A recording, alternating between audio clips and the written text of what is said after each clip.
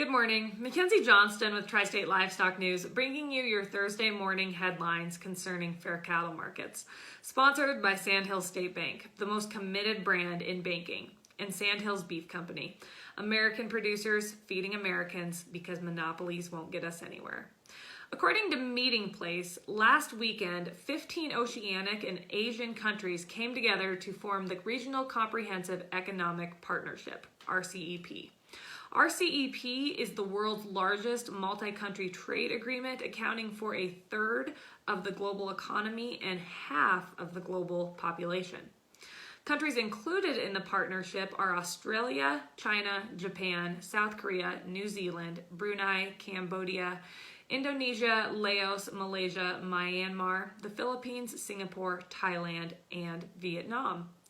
Discussions to form RCEP began back in 2018, while trade conflicts between the United States and various trade partners, including China, began to flare up. This is the first such global free trade agreement that is not anchored by the U.S. Instead, China is the largest economy included in this alliance. The RCEP is less comprehensive than the Trans-Pacific Partnership, which President Trump withdrew from back in 2017. According to the USDA, China has been importing record levels of consumer-oriented food products over the last few years. In 2019, the country imported $73 billion worth of pork, chicken, and beef. Even though the U.S. and China have the Phase 1 bilateral trade agreement, the United States' share of this business into China has been declining. According to Joe Shuley, Vice President of Communications for the U.S. Meat Export Federation, USMEF, even though the U.S. meat industry faces tariff disadvantage in some RCEP countries, those tariff gaps predate this agreement. USMEF does not expect a major impact on red meat trade, even though RCEP is the world's largest trade agreement, said Shuley. Meeting Place has also reported that a new agriculture alliance seeks to tackle climate change. Groups representing farmers, forest owners, the food sector, state governments, and environmental advocates have come together in an alliance to release a set of guidelines aiding the development of federal climate policy. The original groups, which included the American Farm Bureau Federation, Environmental Defense Fund, National Council of Farmer Cooperatives, and National Farmers Union, developed the Food and Agriculture Climate Alliance, FACA, in February of this year. Since that time, the alliance has expanded to include the Food Industry Association, National Alliance of Forest Owners, National Association of State Departments of Agriculture, and the Nature Conservancy. The alliance produced more than 40 recommendations based on 3 principles. Agricultural and forestry climate policies must be built upon voluntary incentive-based programs and market-driven opportunities.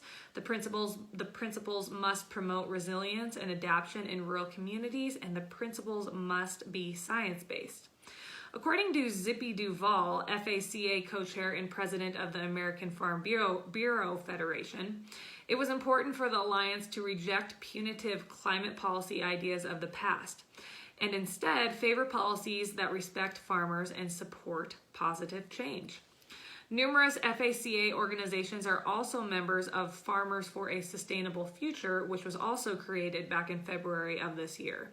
NCBA and the National Pork Producer Councils are part of that group, Farmers for a Sustainable Future. CNET has reported that Whole Foods announced this week that it will carry a new plant-based bacon, Hooray Bacon. This product will be available at 300 of its stores. Hooray Bacon is composed of mostly coconut oil, rice flour, tapioca starch, liquid smoke, mushrooms, salt, maple syrup, and beet juice. Does that make your mouth water or what? When compared to Oscar Mayer bacon, Hooray Bacon has no protein, and Oscar Mayer bacon has 5 grams of protein. Hooray Bacon contains 6 grams of carbs, and Oscar Mayer bacon contains 0 carbs. Finally, National Beef Wire reported yesterday that Choice Box Beef ended the day at $235.84. That was up $2.12. And Select Box Beef ended the day at $213.62, and that was down 34 cents. That is all I have for you guys this morning. Have yourself a tremendous Thursday, and I'll see you guys tomorrow morning.